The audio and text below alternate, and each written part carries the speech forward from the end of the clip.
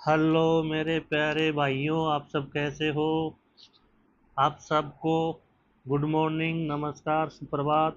आप सभी साथियों का आपके अपने यूट्यूब चैनल पर मीना जी स्टडी पॉइंट पर हार्दिक स्वागत है। दोस्तों, रोज की तरह आज भी डेली करंट अफेयर्स का शो लेकर उपस्थित हूँ। डेली करंट अफेयर्स में आज 8 अगस्त 2025 का करंट अफेयर्स का शो है। आइए दोस्तों, चलते हैं अपने करंट अफेयर्स के क्वेश्चनों की तरफ, जो कि एनटीपीसी अंडर ग्रेजुएट हो, चाहे ग्रेजुएट की सीबीटी 2 हो, चाहे रेलवे की हो, चाहे एसएससी हो, चाहे बैंक हो, कोई भी एग्जाम हो, सभी में करंट अफेयर्स भरपूर मात्रा में पूछी जाती है, जिसमें खास तौर पे एनटीपीसी में भयंकर करंट अफेयर्स पूछ रहा है। तो दोस्तों, चलते हैं अपन अपने पहले क्वेश्चन की तरफ। आज करते हैं अब 7 अगस्त 2025 की करंट अफेयर्स का क्या कर लेते हैं, पहले रिवीजन कर लेते हैं। पहला क्वेश्चन है कि WHO IRCH हर्बल मेडिसिन सुरक्षा कार्यशाला की मेजबानी निम्न में से किस देश द्वारा की जाएगी? तो भारत द्वारा। दुनिया का सबसे दुर्लभ रक्त समूह CRIB किस देश में खोजा गया है? भारत में खोजा गया है, बेंगलुरु में खोजा गया है। दुर्बल रक्त समूह है ये। किशोर कानून के तहत सांकेतिक भाषा में विशेषज्ञों को सूचीबद्ध करने वाला पहला राज्य पंजाब बन गया है, जिसमें क्या हैंडीकैप वगैरह जो लोग होते हैं ना, उनके लिए एक विशेष कानून है। अंतर्राष्ट्रीय सौर गठबंधन का 107वां सदस्य कौन बन गया है? मोल्डोवा। 107वां सदस्य मोल्डोवा। अगला है, हाल ही में किस राज्य ने गंभीर रूप से लुप्तप्राय एशियाई विशालकाय कछुए को सामुदायिक रिजर्व में पुनः स्थापित किया गया है? नागालैंड में किया गया है। इसरो ने गगनयान के लिए अंतरिक्ष यात्री जीवन का अनुकरण करने के लिए कहां पर होप मिशन लॉन्च किया है? लद्दाख में किया है गगनयान के लिए। सारनाथ किस राज्य में स्थित है, जिसे भारत ने 2025 तक यूनेस्को वर्ल्ड धरोहर का दर्जा देने के लिए नामित किया है? उत्तर प्रदेश का सारनाथ। इससे पहले 44वें विश्व धरोहर कौन सी है? मराठा के किले। हाल ही में किस देश ने मध्यम दूरी की परमाणु शक्ति संधि से अलग होने की घोषणा की है? रूस ने। रूस और अमेरिका के बीच क्या थी? एक संधि थी, तो 500 से 5000 किलोमीटर की रेंज वाली जो मिसाइल थी उनको खत्म करना था, ठीक है ना। आगे चलते हैं, उससे कौन रूस अलग हो गया। 2025 पैन अमेरिका हॉकी कप का खिताब किसने जीता? Argentina. Pan America hockey world cup किसने जीता? अर्जेंटीना जीता। ऑस्ट्रेलियाई पर्यटन अभियान का ब्रांड एम्बेसडर किसे बनाया गया? सारा तेंदुलकर को। राष्ट्रीय भाला फेंक दिवस 7 अगस्त को। द कॉन्शियस नेटवर्क नामक किताब किसके द्वारा लिखी गई थी? Sugata Srinivas Raju. The conscious network Sugata Srinivas Raju द्वारा लिखी गई थी। भारत में इलेक्ट्रिक वाहनों के लिए 200 अरब अमेरिकी डॉलर के अवसर का द्वार खोलना किसने रिपोर्ट जारी की थी? राजीव गौबा जी, जो पूर्व क्या थे, रक्षा सचिव रह चुके थे। अब चलते हैं अपन आज की टुडे की आज की टुडे की करंट अफेयर्स की तरफ। पहला क्वेश्चन है पहला क्वेश्चन है कि निम्न में से कौन पूरी तरह सौर ऊर्जा से चलने वाली भारत की पहली विधानसभा बन गई है? सौर ऊर्जा से चलने वाली भारत की पहली विधानसभा कौन सी बन गई है? तो दोस्तों, ये दिल्ली बन गई है। सौर ऊर्जा से चलने वाली पहली भारत की पूर्ण रूप से विधानसभा कौन सी बन गई है? दिल्ली बन गई है। आइए जानते हैं इसके बारे में। दिल्ली विधानसभा ने इतिहास रचते हुए भारत की पहली ऐसी विधानसभा बनने का गौरव प्राप्त किया है जो पूरी तरह सौर ऊर्जा से संचालित हो रही है। विधानसभा में कौन? दिल्ली। 500 किलोवाट की सौर ऊर्जा परियोजना चालू होने के साथ ही हासिल किया। कितनी सौर ऊर्जा? 500 किलोवाट की सौर ऊर्जा। भारत का पहला भारत का पहला सौर ऊर्जा से संचालित जिला कौन सा है? दीव। भारत का पहला सौर ऊर्जा से संचालित जिला कौन सा? दीव है। तो दादर और नगर हवेली, दमन और दीव के केंद्र शासित प्रदेश में स्थित है, ठीक है दोस्तों। यह उपलब्धि केंद्रीय नवीनीकरण ऊर्जा मंत्री कौन है? मंत्री प्रहलाद जोशी द्वारा घोषित की गई थी। पहला विधानसभा कौन सी बन गई? दिल्ली विधानसभा बन गई। पहला जिला कौन सा? दीव, दादर नगर हवेली में, ठीक है। और ऊर्जा मंत्री कौन है? नवीनीकरण ऊर्जा मंत्री कौन है? मंत्री प्रहलाद जोशी जी। आगे चलते हैं। ये दीव जो जिला है वो किस किस योजना के तहत इसने ये हासिल किया था? पीएम सूर्य घर मुफ्त बिजली योजना। पीएम सूर्य घर मुफ्त बिजली योजना, इसके तहत जो सूर्य पर सोलर प्लांट, घर की छत पर सोलर प्लांट लगाएगा उसको क्या सब्सिडी भी दी गई थी। यह योजना 1 फरवरी 2024 को अंतरिम बजट में वित्त मंत्री निर्मला सीतारमण जी द्वारा घोषणा की गई थी, और 13 फरवरी 2024 को प्रधानमंत्री नरेंद्र मोदी ने औपचारिक रूप से इसको लॉन्च की गई थी। 1 फरवरी को घोषणा की गई थी और 13 फरवरी 2024 के बजट में इसकी घोषणा कर दी गई थी। पीएम सूर्य घर मुफ्त योजना घरों में रूफ टॉप सौर पैनलों की स्थापना को प्रोत्साहित करना इसका उद्देश्य था, ठीक है दोस्तों। इसी के तहत दीव जो जिला है, दादर नगर दमन दीव का केंद्र शासित प्रदेश का, वो इसीलिए सोलर पूर्ण रूप से सोलर युक्त हुआ था। Question number 2। क्वेश्चन नंबर 2 है कि निम्न में से किस राज्य में लड़कियों की उच्च शिक्षा को बढ़ावा देने के लिए मुख्यमंत्री निजुत मोइना 2.0 निजुत मोइना योजना कब लॉन्च की थी? अक्टूबर में। पहले नंबर की योजना शुरुआत की गई थी अक्टूबर 2024 में। निजुत मोइना योजना शुरुआत की गई थी और कहाँ की गई थी? ये असम में शुरुआत की गई थी। और ये क्यों की गई थी? बाल विवाह को रोकने के लिए। बाल विवाह को रोकने और पढ़ाई को क्या बढ़ावा देने के लिए ये योजना की गई थी, ठीक है ना।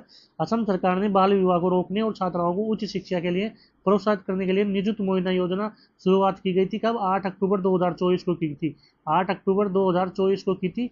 और अब इसका सेकंड वर्जन लॉन्च किया 2.0। डॉक्टर असम के मुख्यमंत्री कौन है? डॉक्टर हिमंत बिस्वा शर्मा, ठीक है ना। इन्होंने संतुष्ट मोइना निजुत मोइना 2.0 का शुभारंभ किया है और बाल विवाह पर अभिशाप से जोड़ दिया है। और इन्होंने कहा है कि 2026 तक, कब तक? असम असम ने 2026 को क्या लक्ष्य रखा है निजुत मोइना योजना के तहत, ठीक है ना, कि बाल विवाह को शून्य पर लाने के लिए प्रतिबद्ध है। आगे चलते हैं।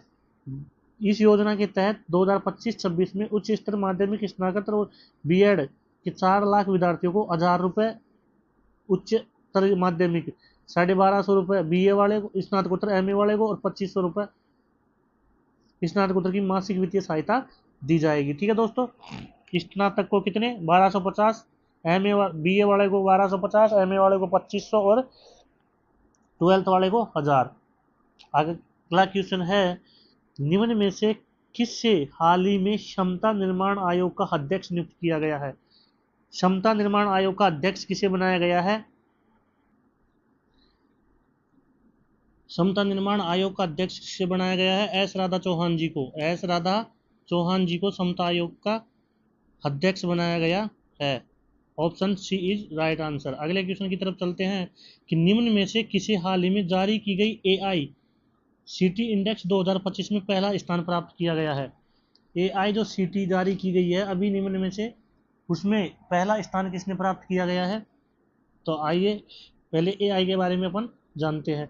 वैश्विक स्तर पर AI city index 2025 world level पे एआई सिटी इंडेक्स 2025 में सिंगापुर ने वर्ल्ड के अग्रणी एआई शहर के शीर्ष रूप में हासिल स्थान किया है। उसके बाद में सियोल, बीजिंग, दुबई और सैन फ्रांसिस्को शीर्ष 5 में शामिल है। पहले नंबर पे कौन आया है? पहले नंबर पे कौन आया है? सिंगापुर। उसके बाद में कौन है? सियोल है, बीजिंग है, दुबई और सैन फ्रांसिस्को है। और एआई की जो ये वैश्विक स्तर की रिपोर्ट है ये कौन जारी करता है? इसको जारी किसने की है? Market research from counter counter point research की एक रिपोर्ट है। Market research from counter point की एक रिपोर्ट, रिसर्च रिपोर्ट है। इसमें भारत के बेंगलुरु के वैश्विक AI artificial intelligence city index में 26वां स्थान हासिल किया है। और एआई अनुसंधान, विकास और डेटा केंद्रों के लिए भारत अग्रणी केंद्र बनकर उभरा है, ठीक है दोस्तों। वैश्विक स्तर की एआई सिटी इंडेक्स आया है, किसने जारी किया है? मार्केट रिसर्च फर्म का काउंटर पॉइंट रिसर्च की एक रिपोर्ट आई है। इसमें वर्ल्ड में टॉप किया है किसने? सिंगापुर ने। और उसके बाद में सियोल, बीजिंग, चीन, दुबई और फ्रांसिस्को है, ठीक है ना। और भारत में टॉप किया है बेंगलुरु ने। भारत में किसने टॉप किया है? बेंगलुरु ने किया है, ठीक है दोस्तों। भारत में किसने टॉप किया है? बेंगलुरु ने किया है। और तो पहले नंबर पे कौन आया है? ये सिंगापुर। पहले नंबर पे कौन आया है? सिंगापुर आया है। वर्ल्ड में एआई इंडेक्स 2025 में कौन आया है पहले नंबर पे? सिंगापुर आया है, ठीक है। और कौन जारी करता है? Market research firm counter point research की एक रिपोर्ट है। आगे देखते हैं, भारत का शहर बेंगलुरु रैंकिंग में सबसे ऊपर है। इसके बाद मुंबई, दिल्ली, चेन्नई और कोलकाता का स्थान है। एआई सिटी इंडेक्स 2025 में जो क्या क्या मापदंड मान के इसको निकाला जाता है? तो एआई अनुसंधान एवं विकास, परिस्थिति तंत्र, स्टार्टअप और तकनीकी केंद्रों की संख्या, निवेश प्रभाव, सार्वजनिक निजी भागीदारी, परिवहन, स्वास्थ्य सेवा, शिक्षा जैसे क्षेत्रों में एआई का प्रयोग के आधार पर डेटा विस्तार और डिजिटल बुनियादी के ढांचा, ठीक है। अगले क्वेश्चन की तरफ चलते हैं। अगला क्वेश्चन है, निम्न में से किस बीमारी को विश्व स्वास्थ्य संगठन WHO, world health organization WHO ने कैंसरकारी घोषित किया है? WHO ने कौन सी बीमारी को कैंसरकारी घोषित किया गया है? तो हेपेटाइटिस डी को। हेपेटाइटिस बी और सी की तरह हेपेटाइटिस हेपेटाइटिस बी और सी की तरह अब डी को भी कैंसरकारी कर दिया गया है। WHO ने हेपेटाइटिस डी को भी कैंसरकारी कर दिया है। इसमें हैजा, एडस आदि आते हैं। देखिए क्या है ये, हेपेटाइटिस डी एक यकृत संक्रमण है। हेपेटाइटिस डी क्या है, एक यकृत में संक्रमण होता है जो हेपेटाइटिस बी वायरस के साथ सह संक्रमण के रूप में होता है। WHO के अनुसार हेपेटाइटिस डी को कैंसरकारी के रूप में वर्गीकृत किया है, जिसका अर्थ है कि यह यकृत कैंसर हेपेटोसेलुलर कार्सिनोमा के विकास के जोखिम को बढ़ाता है। हेपेटोसेलुलर कार्सिनोमा के विकास के जोखिम को बढ़ाता है। हेपेटाइटिस डी को WHO ने कैंसरकारी घोषित कर दिया है। बी और सी पहले से ही कैंसरकारी थे। अब आते हैं WHO के बारे में जानकारी। WHO के बारे में जानकारी लेते हैं। WHO का गठन 7 अप्रैल 1948 को किया गया था। 7 अप्रैल 1948 को WHO का गठन किया गया था। इसका हेडक्वार्टर जेनेवा स्विट्जरलैंड में स्थित है। WHO का हेडक्वार्टर कहाँ है, जेनेवा स्विट्जरलैंड में स्थित है। इसके प्रेजेंट में डायरेक्टर जनरल कौन है, टेड्रोस है, ठीक है ना, टेड्रोस आदामोन कार्बेनियस। और डिप्टी डायरेक्टर कौन है, मिचल रयान क्या है, डिप्टी है। डॉक्टर टेड्रोस क्या है, इसके हेड है। और पेरेंट ऑर्गेनाइजेशन कौन है, इसकी पिता कंपनी यानी कि इसका पेरेंट कंपनी कौन है, United nation economic and social counselling. United nation economic and social counselling, UNECC, United nation economic and social social counselling, ठीक है। इसका बजट 2024-25 के लिए $6.83 बिलियन। जब डीपली क्वेश्चन पूछा जाएगा तो WHO का बजट कितना था 2024-25 के लिए, $6.83 बिलियन था, ठीक है। आगे क्वेश्चन की तरफ चलते हैं। अगला क्वेश्चन है कि निम्न में से किस दिन भारतीय हरित क्रांति के जनक भारत रत्न MS स्वामीनाथन की 100वीं जयंती मनाई गई। ये 7 अगस्त को मनाई गई, ठीक है ना। ये कहाँ पे मनाई गई, 7 अगस्त को मनाई गई है, ठीक है दोस्तों। आगे चलते हैं स्वामीनाथन के बारे में। MS स्वामीनाथन जी भारत में हरित क्रांति के मुख्य जनक थे। भारत में MS स्वामीनाथन और वर्ल्ड में कौन थे, नॉर्मल बोरलॉग, ठीक है ना। भारत के माननीय प्रधानमंत्री ने 9 फरवरी 2024 को प्रोफेसर MS स्वामीनाथन को भारत रत्न देने की घोषणा की थी। स्वामीनाथन जी को भारत रत्न कब मिला था, 2024 में मिला था। 1987 में आज ही के दिन भारतीय कृषि वैज्ञानिक MS स्वामीनाथन को विश्व खाद्य पुरस्कार दिया गया था। उन्हें हरित क्रांति में महत्वपूर्ण भूमिका के लिए इस सम्मान से नवाजा गया था। ये पुरस्कार हासिल करने वाले दुनिया के पहले व्यक्ति थे। विश्व खाद्य पुरस्कार जो अमेरिका द्वारा दिया जाता है और नॉर्मल बोरलॉग के सम्मान में दिया जाता है। कब दिया गया था ये, 1987 में दिया गया था। 1987 में दिया गया था। किसे दिया गया था, MS स्वामीनाथन को दिया गया था। और ये दुनिया के पहले व्यक्ति थे जिसको खाद्य पुरस्कार, वर्ल्ड खाद्य पुरस्कार मिला था इसको, ठीक है ना। वर्ल्ड फूड प्राइज दिया गया था MS स्वामीनाथन को। 2024 में इनको क्या, भारत रत्न दिया गया है, ठीक है। अगले क्वेश्चन की तरफ चलते हैं। म्यूट को स्वे का म्यूट स्वे का हाल ही में निधन हो गया। वे किस देश के कार्यवाहक राष्ट्रपति थे, म्यांमार के कार्यवाहक राष्ट्रपति थे। यू म्यूट स्वे स्वाहा हो गया। म्यांमार जी के राष्ट्रपति थे स्वे, उनका हो गया स्वाहा। म्यूट स्वाहा, चुपचाप से स्वाहा हो गया उनका, म्यांमार के राष्ट्रपति थे, ठीक है ना। अगले क्वेश्चन की तरफ चलते हैं। अगला क्वेश्चन है कि निम्न में से किस शहर में संयुक्त राष्ट्र महिला के प्रमुख क्षमता निर्माण कार्यक्रम लीड्स 2 के दूसरे संस्करण का उद्घाटन किया गया है। संयुक्त राष्ट्र महिला के प्रमुख क्षमता निर्माण कार्यक्रम लीड सेकंड का दूसरा संस्करण कहाँ किया गया है, नई दिल्ली में किया गया है। ये कहाँ किया गया है, न्यू दिल्ली में किया गया है। और ये किसके द्वारा किया गया है, महिला एवं बाल विकास मंत्री कौन है, अन्नपूर्णा देवी के द्वारा इनोग्रेट किया गया है इसको, ठीक है। Union WCD minister, women child development minister Shrimati Annapurna Devi ji, जिसके द्वारा inaugurate second edition of UN women's flagship capacity building programme. She leads second workshop for women leaders, ठीक है। वुमेन लीडरों के लिए वर्कशॉप के लिए वुमेन लीडरों को शी लेड्स सेकंड फ्लैगशिप योजना जारी शुभारंभ किया गया है अन्नपूर्णा देवी जी द्वारा, ठीक है ना। इसमें जो महिलाओं का रिजर्वेशन जो एक्ट है 2023 का, उसके तहत लोकसभा में 33% मैंडेटरी रिजर्वेशन मिला, 33% रिजर्वेशन है, जिसमें Lok Sabha and state legislative assembly 14% of state current held by women in 18वीं Lok Sabha. Initial like she leads are circle to bring this responsibility gap. इस गैप को बढ़ने में काम कौन कर रहा है? ये यूएन वुमेन जो फ्लैगशिप कैपेसिटी है बिल्डिंग प्रोग्राम सिलेट्स सेकंड।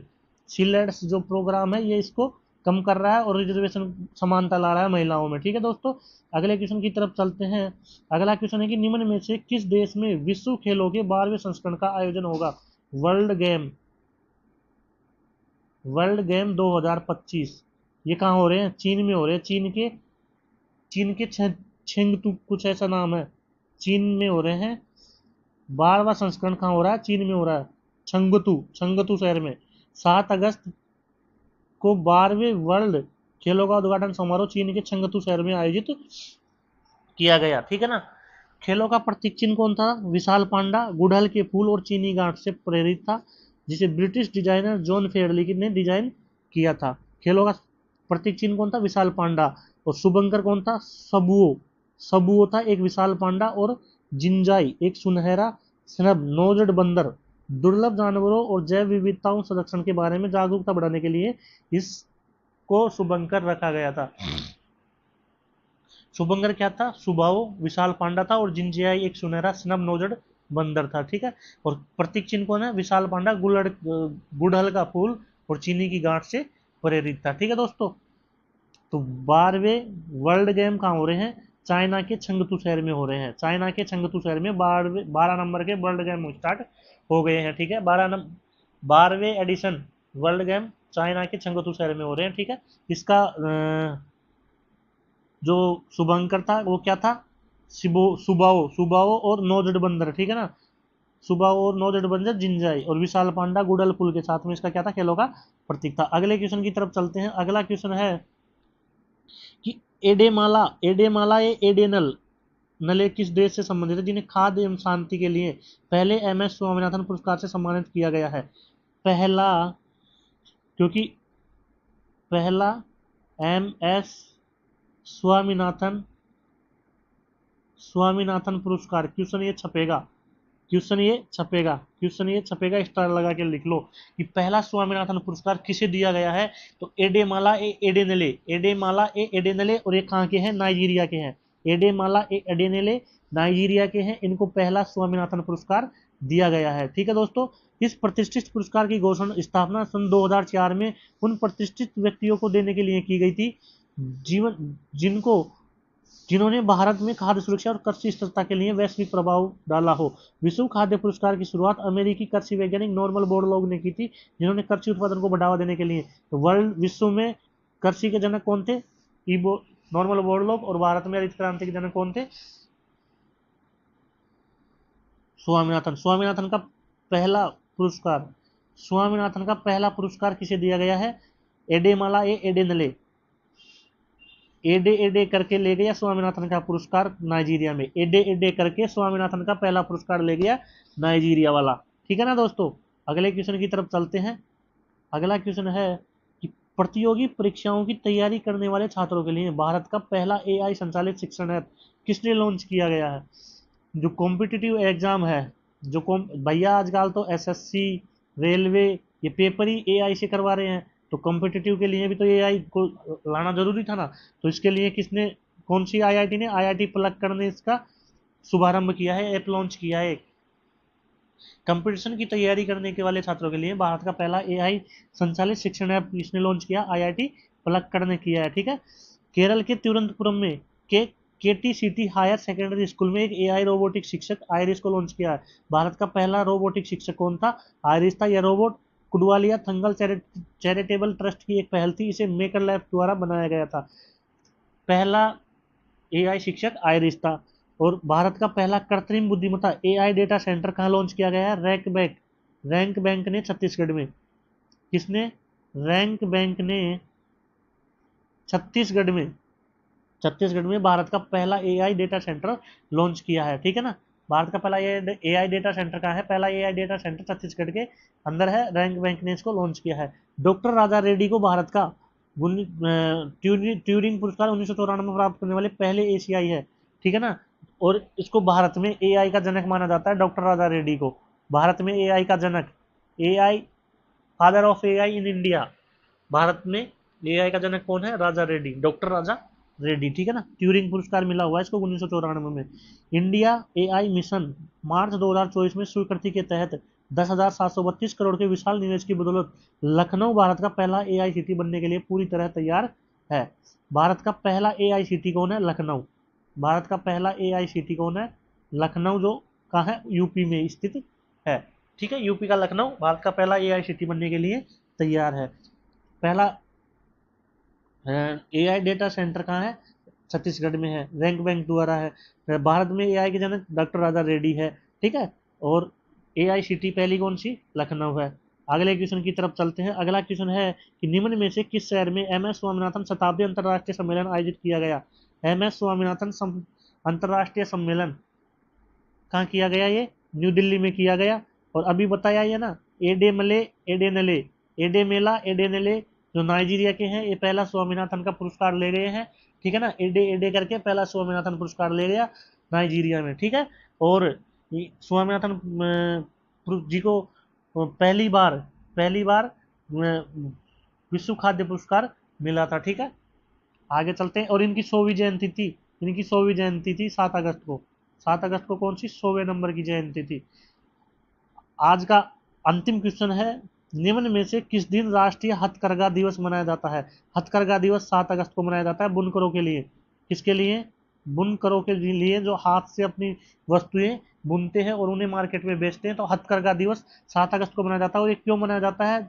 देखिए, 7 अगस्त 1905 को जब बंगाल विभाजन के विरोध में, स्वदेशी आंदोलन शुरू हुआ, तो स्वदेशी उद्योगों और विशेष रूप से हथकरघा बुनकरों को प्रोत्साहित किया गया था। 2015 में भारत सरकार ने हर साल 7 अगस्त को राष्ट्रीय हथकरघा दिवस के रूप में मनाने का निर्णय लिया। पहले राष्ट्रीय हथकरघा दिवस का उद्घाटन 7 अगस्त 2015 को प्रधानमंत्री मोदी ने कहाँ किया था? चेन्नई में किया था। 7 अगस्त 2015 से हथकरघा दिवस मनाया जाता है। और पहली बार इसका इनॉग्रेशन कहाँ किया गया था? चेन्नई में किया गया था। किसके द्वारा किया गया था? हमारे प्रधानमंत्री जी द्वारा किया गया था, ठीक है दोस्तों। 2015 में पहली बार मनाया गया था। तो सभी दोस्तों को क्या, आज के लिए इतना ही, ठीक है ना। 8 अगस्त की करंट अफेयर्स आपकी कंप्लीट हो गई है। सभी को थैंक यू, सभी को थैंक यू। सभी साथी चैनल को सब्सक्राइब जरूर करें, सब्सक्राइब करें और लाइक करें, कमेंट करें, और हमें बताइए कि आपको करंट अफेयर्स कैसी लग रही है, ठीक है दोस्तों। तो आप सबको एक बार फिर से गुड मॉर्निंग। सबका मतलब दिन शुभ रहे, मंगलमय हो आपका दिन, ठीक है ना, अच्छे से। और एग्जाम चल रही है किसकी? एनटीपीसी की।